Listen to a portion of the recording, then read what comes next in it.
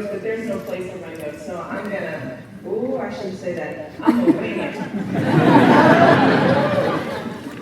So here's the thing. What I want to talk about today is really some of the things that drive me. What are some of the things that I think are really important in this world? I want to talk about, yes, my love for space exploration, but I also want to talk about how do we make things happen? How do we move toward our best selves? As I said, Star Trek was one of our best fantasies, and I think that's the reason it was so enduring. But what I want to talk about is how do we get some of those fantasies to life? I'm going to share a little bit about myself, but I want to start in on those small things that make a difference. You see, I heard this African proverb that says, if you wait for tomorrow, tomorrow comes. If you don't wait for tomorrow, tomorrow comes. Right? So that means we have to be recognizing both living in today and at the same time anticipating what happens tomorrow. I believe pursuing an extraordinary tomorrow creates a better world today. And as a result of that, I started working on this project that will allow me to invite you to another star in 100 years. It allows me to think about the kind of work that I want to do and the kind of work that I've been engaged in for years. Now, some people might ask or say that my career in space exploration really began when I got aboard the space shuttle on a warm September afternoon in 1992 at Kennedy Space Flight Center. And some others might say, well, it's when I got the call from the astronaut office. While I was a doctor in Los Angeles, literally in between seeing patients, they called me, they said, are you still interested in the astronaut program? Yeah. But I actually think it began way before then. It began with a very simple act when I was a little girl. It began with looking up at the sky and finally realizing I was going to go there. I assumed I would go into space. I didn't care whether there had been any people up there ever at all or whether or not I would be the first one up there. It didn't matter. And I didn't worry about whether or not there had been any women up in space. I just knew that I had the right and I had the ability to go there. And in fact, let me tell you a little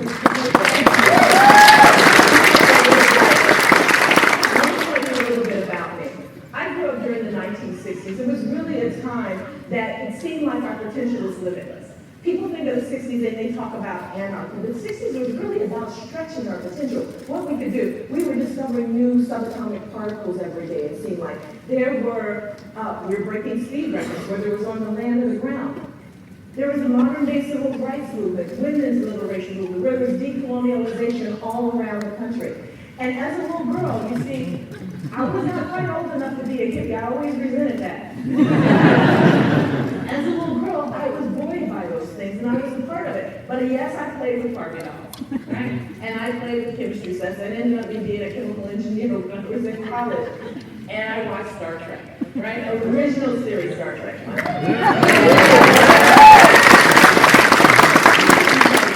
The infinity and the theory of the Big Bang, those were all parts of who I was.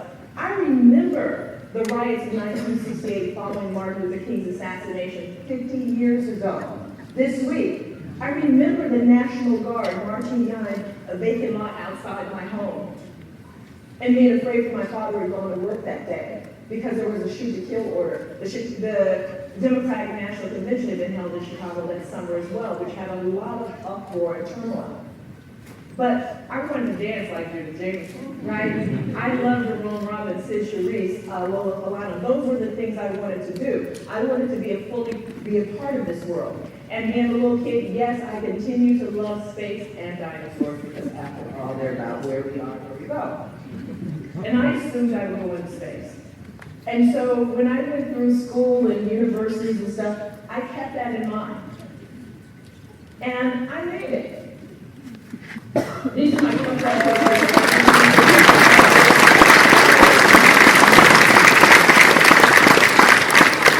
But I didn't get there by myself. All of this was really built on lots of aspirational work that had been going on for centuries, for generations. right? And it was something that we all have inside of us. And I was fully committed to space. I wanted to do lots of different things. When I was a little kid, I wanted to do lots of different things. I grew up, I went to medical school. So I was an engineer first, majored in academic studies, and I went to medical school because I wanted to do biomedical engineering, which is a new field. The space was already there, right? And part of one of these things was, why space? Because people are always asking that question, why space exploration? What does it have to do with us? And in fact, one of my favorite people, favorite African leaders was Julius Nyerere, who was the first president of Tanzania, and he said when they were trying to reach the moon, we were trying to reach the village. There's almost this juxtaposition that, space and working for the betterment of the earth are separated, right? That they really don't have anything to do with one another. But I want to ask some people right now, I know a bunch of you all have smartphones, I can't see, but I know you have a smartphone. And when you have that smartphone and you ask Siri, Alexa, Bertha, whoever, how to get me someplace, right? You have a space receiver in your hand, right? Because you're using GPS, global positioning satellites. Weather satellites, we love weather satellites in Houston, Texas, right? People around the world are starting to like them. You all like them here in California too now. But we have MRIs, magnetic resonance imaging, which uses the same algorithms that were developed to turn electrical signals that remotely sense from Venus into images that we can understand. They use the signals that are given off of the body when you put in a big magnetic field. Those same algorithms are used to transfer them into images. I could keep going on and on, but I just want you to see that there is a connection right here and now. That this isn't something that we're making up. And the social impacts. We verify weapons treaties using remote sensing and weather satellites. And I know I'm preaching to y'all, you all already know this, but I just want to make it clear that this is not a dichotomy. So remember I went back and I said, let's pursue the extraordinary, right? That's what space is about, really pushing on the extraordinary. That's the reason why I have been so involved. So let me ask you a kind of question. So Mars, right? Right? I'm gonna, but is Mars really audacious enough? Let me tell you a secret. I was really irritated that I wasn't on Mars or going to Mars when I was in space. I thought, at the least when I was a little girl, that I'd be just going to Mars to work. That's the kind of trajectory we were on. But is Mars audacious enough right now? And don't get me wrong, I would go to Mars in a heartbeat, right? But does it push us hard enough? We've been to Mars a number of times. We know its address. We got stuff rolling around. There's some engineering challenges, but they're not the kind of challenges that will necessarily be transformational for the world. The kind of challenges that we don't know how to do. That's what was so impressive about what was going on with Moonlight, because we didn't know what to do. So let's try something really difficult. Let's try interstellar.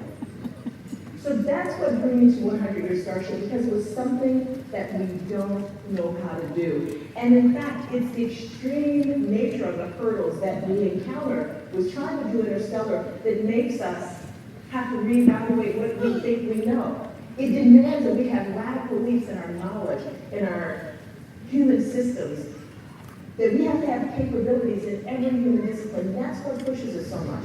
So let me tell you how interstellar is different. So 100 Year Starship is about making sure we have the capabilities for human stellar travel within 100 years. No launch date, nothing like that. But let's make sure we have the capabilities, because those capabilities are going to push us and we can apply them. So this is what space exploration looks like now. This is another picture of me. Actually, I'm on there if you look a little closer. But that's not what interstellar is going to look like. Interstellar is not going to look anything like that. Interstellar is going to be completely different. It will be so different that it might be something that the Empire State Building would fit in. It's not going to be that, but it will be fundamentally different than anything we do. You won't see all the flames, the smoke and stuff. It's going to be fundamentally different. This is what space exploration looks like today. Actually, if you weren't a big space buff or geek, you wouldn't know that that was not the International Space Station, right? Looks like the International, I wasn't on the International Space Station. I had to do a couple more proof of pictures. But it also could look like Skylab, which was happening when I was a little girl. That's what space exploration looks like. But that's not what interstellar is going to look like. Interstellar will be as different from that as being on the bridge of Enterprise.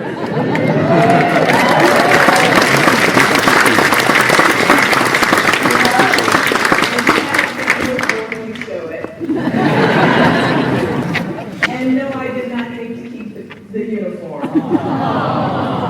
Yeah, I could have been there.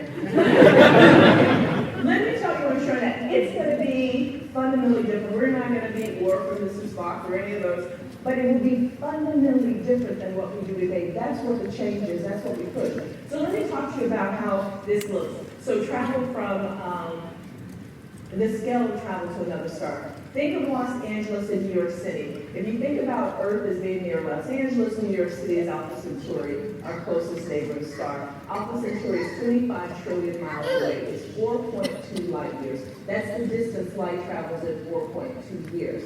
Just to get a reference point, light travels from the sun to the Earth in 8 minutes, and that's 93 million miles. This is a long way away. Alpha Centauri is. So this is the scale we're looking at.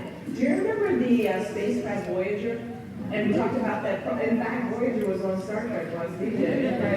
But Voyager has just left our solar system. I think that's one of the most incredible things that we've done. Voyager's been traveling at over 35,000 miles per hour since 1977. And it will have only gone 1 mile for that journey. And this is the scale of what we're talking about. So clearly we have to go much faster. It would take Voyager 50 to 60,000 years to get to Alpha Centauri if it was headed in that direction. We have to go faster. We were not cave well 70,000 years ago. We have to do something a little different. So this is really what the challenge of Interstellar is. Let me give you a visceral feel for it. One person said, if you put 3 grains of sand in a vast cathedral, that cathedral will be more filled with sand in spaces with stars. So we have this whole issue of distance. The distances are tremendous. We're not talking about these distances within our solar system. We're talking about distances that are unfathomable when you put those together. The distances are great. Even if you're able to figure out how to go faster, it's still going to take you a long time. If you get to go 10% the speed of light, 20% the speed of light, it's still going to take you 20 years, 50 years to get there. So all of a sudden, the time frame is really important. And it's going to be autonomous, right? There's your autonomy that's there. Because you can't come back to get groceries, right? You can't slow down and get groceries. So you're going to have to figure out how do you take your everything with you. And all of a sudden, you're really pushing on what we know about anything. In fact, we don't know how to do that now. The equipment has to be better. And then here's another thing, and you guys can get me. 90% of it is dark, right? So all my physicist friends in the audience, you all can get me on this. But when we talk about dark matter and dark energy, they're basically fudge factors that make our equations work, right? Right if we didn't have them in there. Maybe we don't know what that is. And this is what we're trying to do. So that actually pushes us, right? You're going into the dark, you're going and doing things you don't know how to do. Isn't that the same thing as trying to prepare for the future? What we're doing right now? So, just some requirements for success for going into the dark. You have to be open, right? You have to be willing to see things from a new way. You have to make sure that there's a robustness to the work that you do. You have to be bold and committed. There has to be a level of self-reflection. There has to be a breadth and a depth of knowledge in things. You have to recognize new environments. All of these things are really important. Critically important is diversity and inclusion, because you need to have information from every perspective, every human perspective, walk of life. And there's a level of reality testing that makes a difference, because Mother Nature don't care what you said, or what you thought. There's a level of reality testing that has to happen. But that's what we're doing when we're talking about being here. Let me just sample some of the areas in which radical leaps in human capabilities are required for interstellar flight. If we just start to think about it, they range from energy. So when you look at the shuttle, or if you look at something going on in Baikonur, there's all this lighting smoke and things like that, that's chemical energy. We cannot get to another star with chemical energy. Right? We have to be able to generate enormous amounts of energy, control it, and store it. There is not enough chemical energy in the entire solar system to get people there in a reasonable period of time. So it means we're going to have to do fission better, breaking atoms apart, fusion, which powers the sun, we're putting atoms together, or an antimatter, which we don't really know how to hold and stabilize now. But either one of those, any of those will actually give us a tremendous boost in terms of our knowledge. Now, just a small step away. Think about something else. We have to understand how to grow things. That doesn't sound like it's hard because we grow things here all the time, right? You put it in the soil, it grows. Even if you don't want it to grow, it grows. But you know why they grow? Is because there are all these microorganisms in the soil that help them to fix nitrogen that we depend on. We don't know what they are. And we don't even know how they interact with each other. But we depend on them. And then even if we didn't have the microorganisms in our gut, we couldn't even eat the food and digest it and absorb the nutrients. So there's this whole rich interplay of our ecosystem that we're fully a part of that we don't understand, but we're blessed with because we're here on this earth. So those are the things that we have to change and understand. And I fully believe, like for example, we have to figure out clothing. What? We have to figure out clothing. Because those cool uniforms and stuff that everybody has, whether it's Linux or whatever you decide to do, somebody has to make them, right? The materials need to be recycled, right? All of those things have to happen because they're part of our identity. And the big thing is that we have to learn how to behave with one another. So human behavior is going to be the long pole in the tent. Why wasn't I on Mars? I'm asking, why wasn't I on Mars? It had nothing to do with technology. It had everything to do with public commitment and our willingness to invest in things over a long period of time. And that's something we have to learn. That's something that's required if we're going to do interstellar. How do you invest in something over a long period of time? Right? Without necessarily having the same ROC, return on invested capital, that we look for nowadays. I bring this up because these are things that are vitally important. And we have to learn how to interact with one another. Because you know what's going to happen. You know what's going to happen. I'm going to be a suspended animation because I have to go. You guys have to put me in suspended animation. And about 10 years out, somebody's going to wake me up and they're going to ask me to do something. I don't have to do that. Yeah, you were in charge when you do that. I want to see you make me. Right? But we can understand human behavior enough to deal with that, right? But each one of those is really important. And the reason why this is so important is because the challenge of human interstellar travel really mirrors the challenges we face in the world today. Those things about investment, about understanding our ecosystems, how we behave with one another, clothing, materials, energy, you name any of those. Those are the challenges that we face in the world today. That's the reason I was so excited about working on this, to use something as a platform to really push where we are today. A platform. Because if I came in this room and I started talking to you about world peace, y'all were like, whoa, I didn't know we was going to do this next time. But we can talk about, how do we get 5,000 people to behave and interact with each other? Can we use these things as platforms? That's really the issue and how we push. And so 100 Year Starship, the proposal that won the seed funding from DARPA, the team I was very proud to lead, was called An Inclusive, Audacious Journey Transforms Life Here on Earth and Beyond. Notice the first word is inclusive. Across ethnicity, gender, geography, across disciplines. There is no way that any one country, any one group, any one organization can do all the things that are needed. So how do we create an environment that allows us to really be bold and transform things? So our first thing, that first word was inclusive. So what 100 Year Starship does is it makes sure that we have lots of people involved. In fact, our first and some of our major activities is how do we get more people involved? We say space isn't just for rocket scientists and billionaires, right? It's much more than that. We have to include things around the gamut of what we do. So where we look at, when we say our pathway to the stars and these are footprints on Earth, we start to look at things everywhere from having public forums where people meet, all kinds, lay people, experts, not, they just meet and talk about things. We have Copernicus Awards for excellence in interstellar writing because we have to tell the story.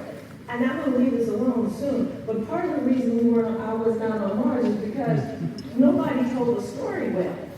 And it didn't work that I was a little 8-year-old running around Woodlawn on the south side of Chicago saying, you know, space was really important. No, we have to tell the story really well. And so actually, this is one of the things we do both in fiction and in nonfiction. We actually work with, when people think of space exploration, very frequently they think of it as 4-year degree folks, right? But I can tell you, without the technicians who are putting the space shuttle and all the equipment together, astronauts will be sitting around twiddling their thumbs thinking, well, can y'all come up with something for us to do? Those are the things we have to do. There's much more than that.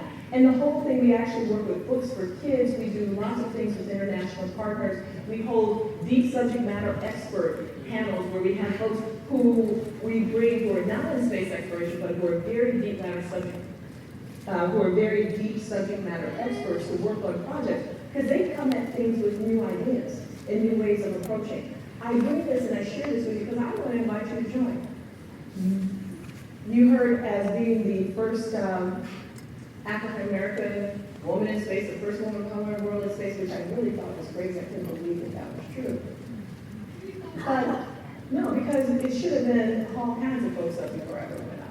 But what I believe my responsibility is to make sure other people have a path to get involved in any ways that they can contribute. And one of the things I want us that I learned, and I understand that to achieve the extraordinary, there's something that we have to recognize, and this particularly around space and science, that organizations, governments, and businesses act based upon what people value and what they believe.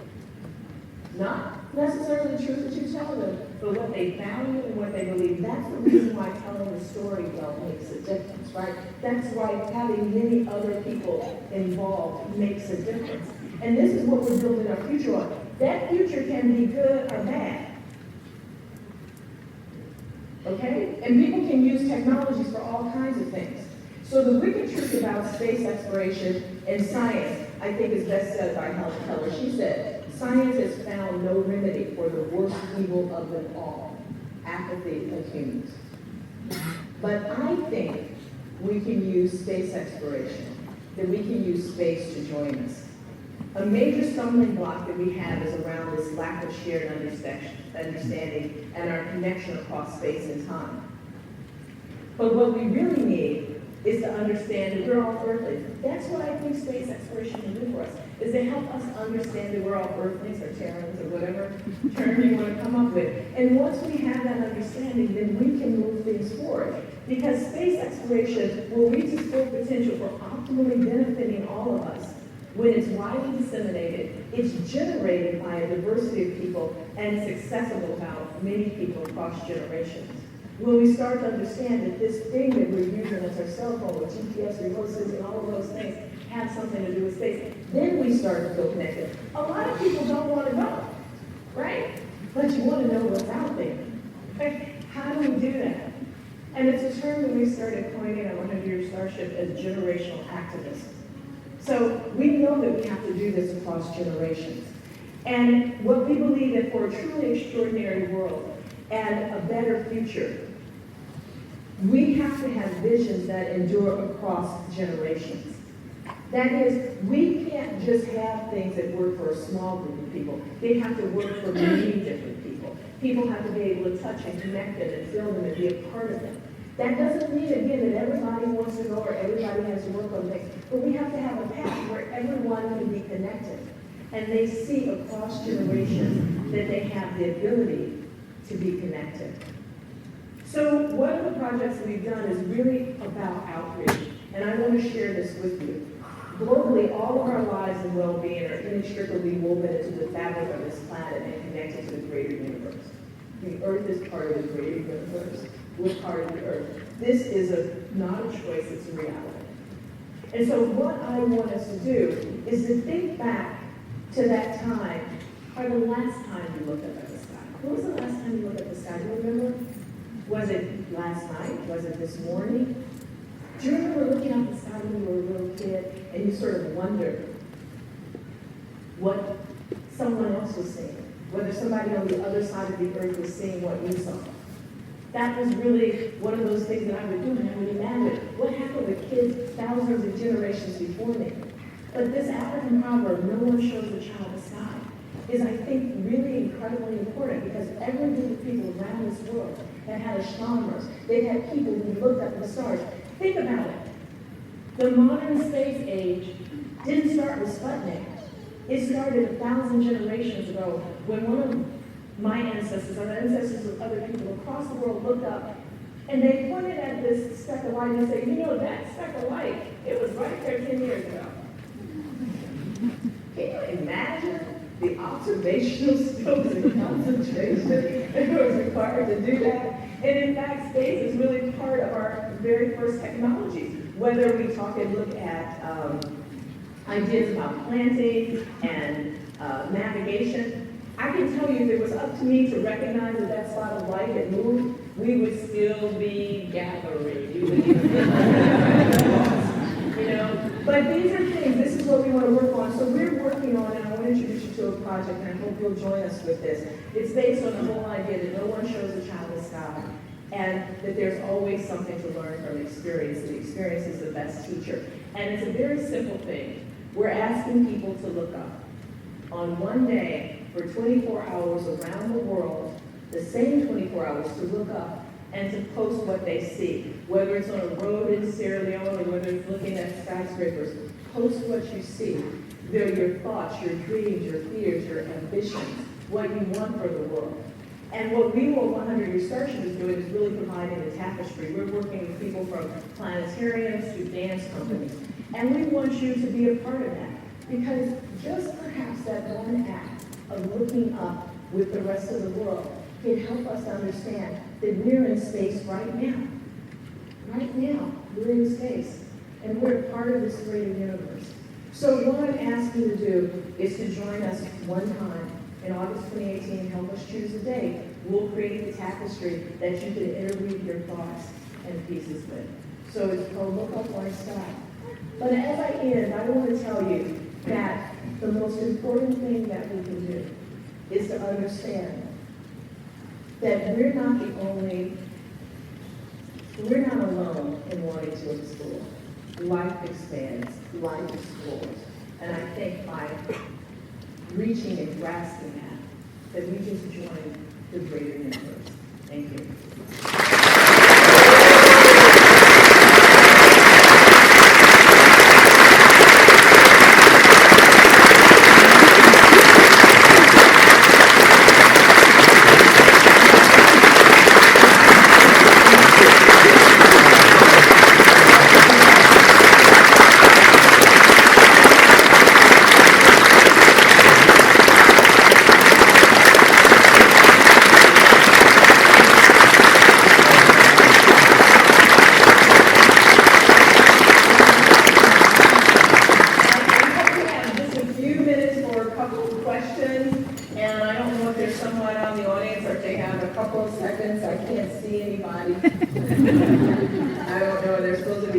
Greetings and salutations.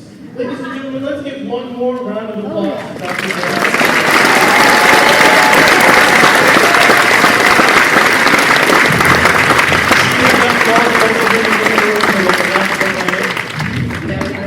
Voluntarily. I did see some aliens in the back a minute ago, though. So we do have time for one question from a young audience member. Oh, I'm standing in the wrong spot. I upstaged the wrong people. So do we have a young person in the audience? Yes, right there. Hold on, I'm going to come to you.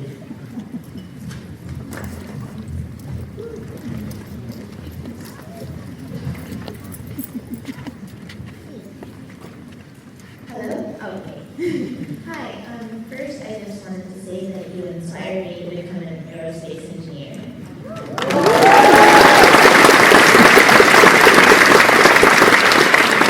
I have a very specific question. My whole thing is electric aircraft.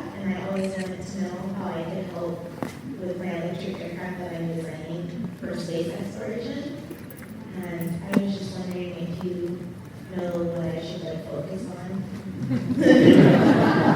Okay, so here's the thing. I am not an aircraft designer. But I would tell you that what year are you in school now? I'm graduating this May. You're graduating from high school or college? College. From college, okay. So you already know the answer. No, I only know about Earth. What? I only know about Earth. Well, me too. But here's the thing, what I would really tell you is that, you know, you can go in deep in terms of some of your ideas and go and study them, but it's also very helpful to get a breadth of experience in actually engineering things and actually seeing as they develop. So, you know, and getting that particular work. But I would suggest that you go ahead and do some work in a master's program to continue to get that kind of experience, because that in-depth experience makes a difference. We would invite you to be a part of 100 Year Starship. There's actually Jason Matt is actually sitting here. He's up front. He actually runs our Canopus Awards for Excellence in Interstellar Writing and proceedings and things like that. But we would love to be able to get you involved. We actually have programs in our crucibles. For example, one of our crucibles is called Virtual Human, which is really about how do you prepare medical systems for deep space exploration and being away from our planet. You can't use Earth's infrastructure, so we have to think of it differently. We're next to a crucible that's around design strategies for deep space. Because remember I showed you those pictures that look just like 1950 submarines, right? Surely we know more than that. How do we do things? So we'd love to get you involved with those kind of things, and anybody else who wants to. But I just would tell you the other thing is to know that you have every right to be there and help you make those designs.